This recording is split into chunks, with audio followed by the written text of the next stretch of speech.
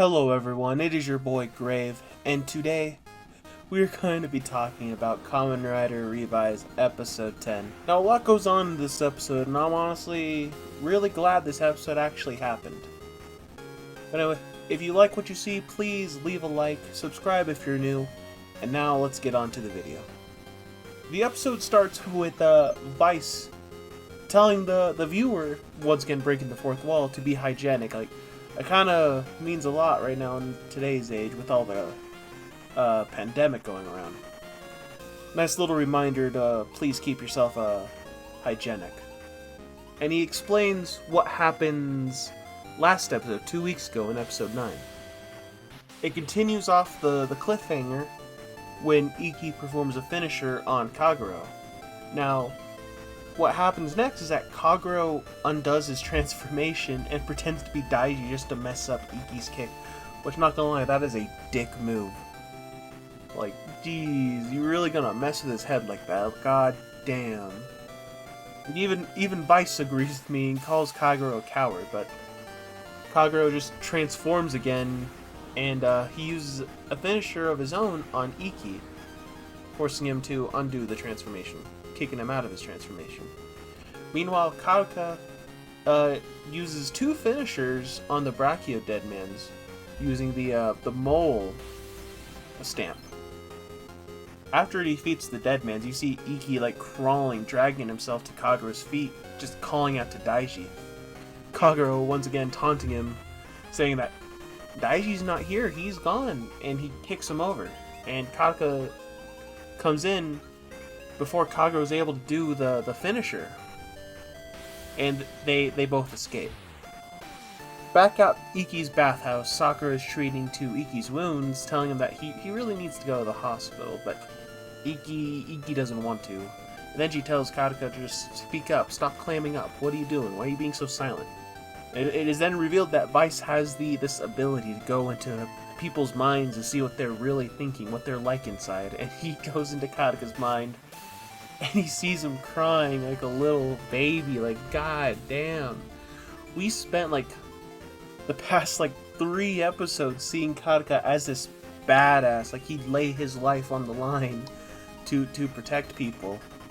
And just to see him reduced to tears, granted in his mind, but still reduced to tears, is kind of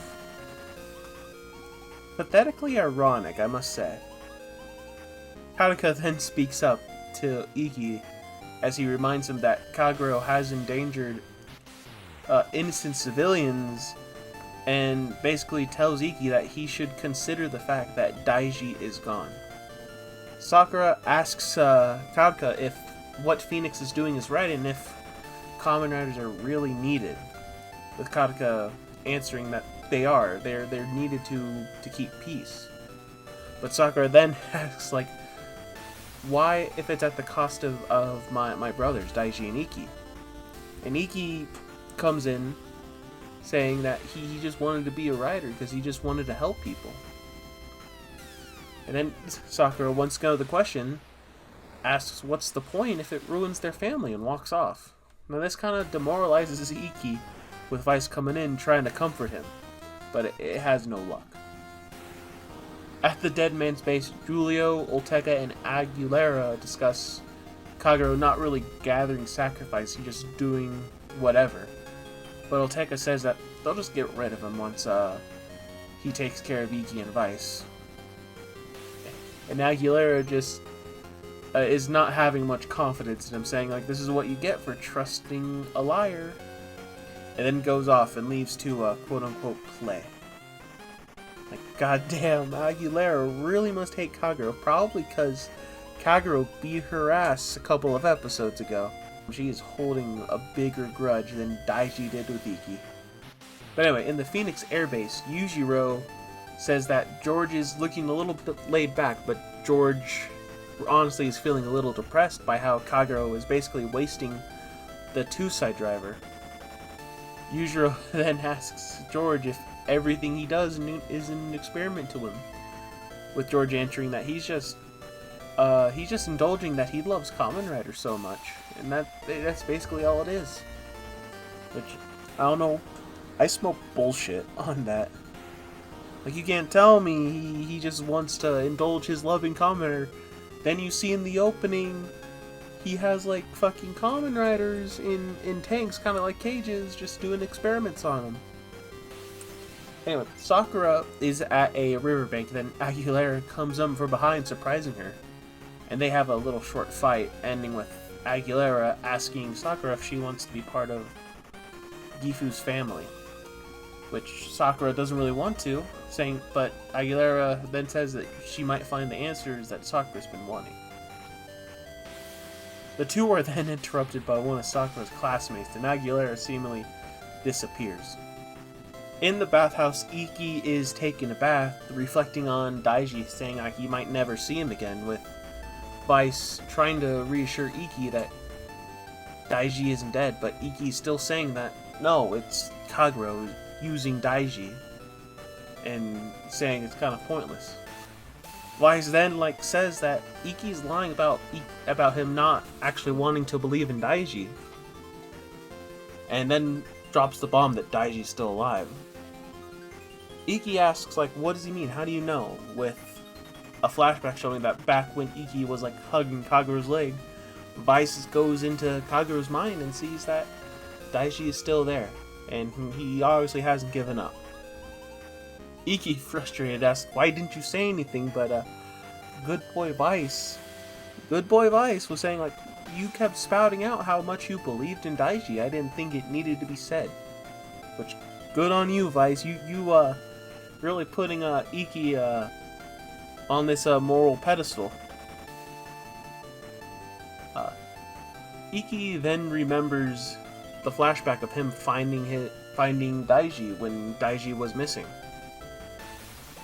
Iki and Vice have a little bonding moment before George calls and tells him that he found Kagero, prompting Iki to get up and go to Kagero to save Daiji.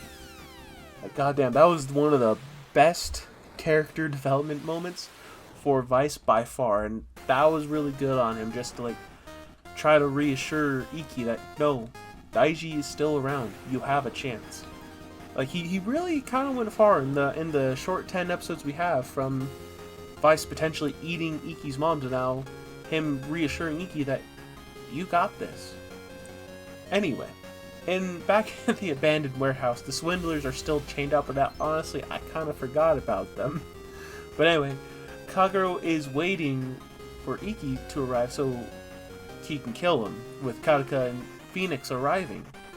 Kagero, not having any of it, stamps the swindlers with the Brachio stamp, creating 3 more dead men, forcing Karuka to transform and having the soldiers free the swindlers. And then Karuka goes off to fight the dead man. Iki arrives, and this time he's actually addressing Kagero by name.